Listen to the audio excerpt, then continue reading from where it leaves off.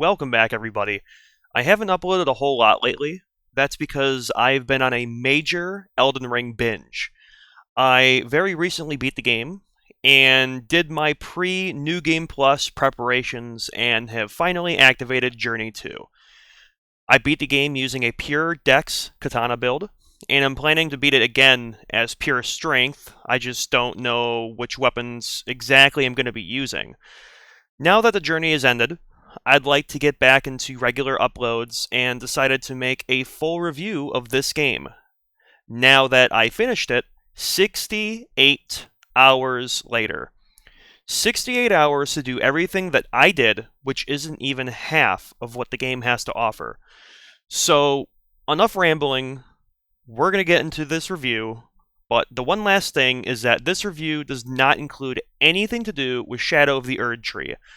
I do not own the DLC at the moment, so this entire review is only about the base game.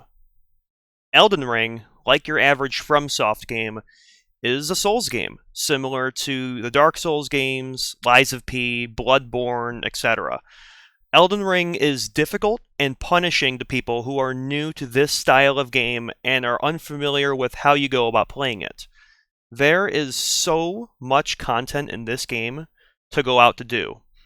Making this game open world, as opposed to having it linear, which has so many waypoints, and a form of quicker traveling with a horse, was an absolutely brilliant idea.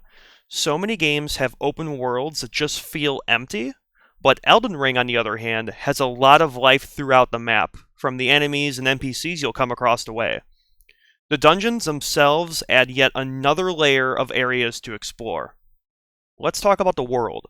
Breathtaking visuals, even on lower graphics options. So much stuff to see. This is one of those games where you will literally just stop and stare at something in the distance in amazement. The sound design just adds on top of the visuals. The voice acting, the music, all of it is perfect and just feels so nice to listen to. Plus, the game being open world allows you to do content at your own pace to an extent. There are areas where you have to do what the game wants in order to proceed, but being able to explore on your own and do stuff when you want to for the most part, even that is just a nice quality thing to have. This game has a number of options if you are struggling on enemies, or even specifically bosses. All bosses have some type of damage that they are weak to, and you can definitely see it hurt them when you use that weakness. Along with abusing the weaknesses of these enemies, you also have spirits, which are NPCs you spawn to assist you in battle. There's a lot of them. From my experience, they can only be summoned when you are fighting a powerful enemy, which means pretty much only in boss arenas or bosses in the open world. Speaking of which, we gotta talk about the bosses. It's pretty hard to find a truly exact number on how many bosses are in the game, but based on a checklist that I found online, there are 181 bosses in the game, not including the DLC. This includes the main bosses, the main mini-bosses, optional bosses in the world, bosses that are inside all of the dungeons, and even the invasions of NPCs that can, at times, be as difficult as a boss fight. Quite a wild amount of bosses to fight, and I am happy about that. The bosses in this game can truly be punishing and challenging to get past. Pretty much all of the main bosses I found to be very fun, yet there were a few that took me a good while to beat. I actually plan to do like a top 3 or top 5 best worst boss video for Elden Ring and the other Souls-like games I've played, just for something a little fun and something a little bit different, and to give my perspective on the Souls-like games, because I do really like these games. But I'm going to save those videos to get more into detail about my favorite and worst bosses. As for the optional bosses, most of them are fun. I would say that there are actually some that are even harder than any of the main bosses. We aren't going to name any names for right now, though, but you probably know exactly who I am talking about. There are so many ways to build your character. Being able to change the weapon art on weapons allows further alteration of weapons to be better for any different build. For magic, I've never done a pure magic casting build in any game like this because I always thought it was a little bit confusing to get into because I've always been about getting in the enemy's face with a sword or something like that. But I would like to try it out. It actually sounds pretty fun to just be a pure magic player. From what I've seen from other players, magic is wild in Elden Ring. There are times that casting something will be so much more effective than using a fully upgraded weapon, and that is crazy.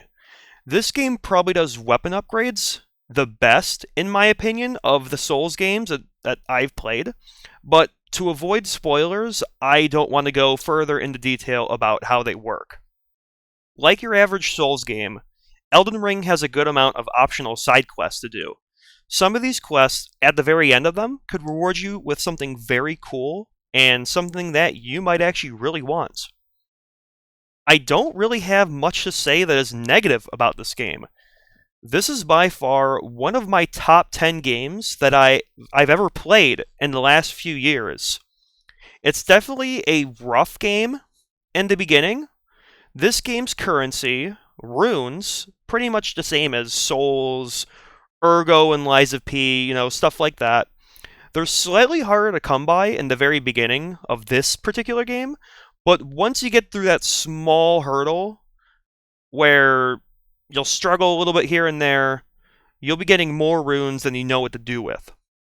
Completing this game really made me change my mind on how I see difficulty in any other game, even games that are not Souls games. This game is hard. You will die a lot. I died a lot. I lost count. I probably died over 100 times in total. And I definitely mean that truthfully. This game is all about dying and learning what you did wrong. You may spend several hours at some points in the game struggling, but once you beat that boss, you'll feel so good about it. You'll feel so accomplished. Overall, Elden Ring is, without a doubt, worth every penny that I spent on it. If you've played Souls games before, or at least know how the games work, you'll be relatively okay starting this game as a brand new player to it. If you're new to Souls games, this would honestly be the one to start with. Just stick with it and don't give up. Don't feel bad about using any spirits to help you. Don't feel bad about if there's a particular cheese for a boss. Do it if you want to. They put it in the game for a reason. If the struggle is bad enough, get a co-op person to help you out. Just know that boss health in this game will actually scale up if you have another player in your game.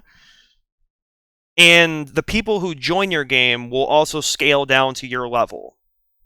Unlike Dark Souls 3, for example, you can't invite an insanely high-level person into your game to just melt the boss in one hit. I'm sure it's possible in this game to melt a boss in one hit, but I don't imagine it being easy at all. And if a player can melt a boss that quickly, I don't even know what to say. That's just extremely impressive to see and know that somebody can do that. With all that, though, this has been my review of Elden Ring. I hope you guys enjoyed. Be sure to leave a like and subscribe, and thank you for watching.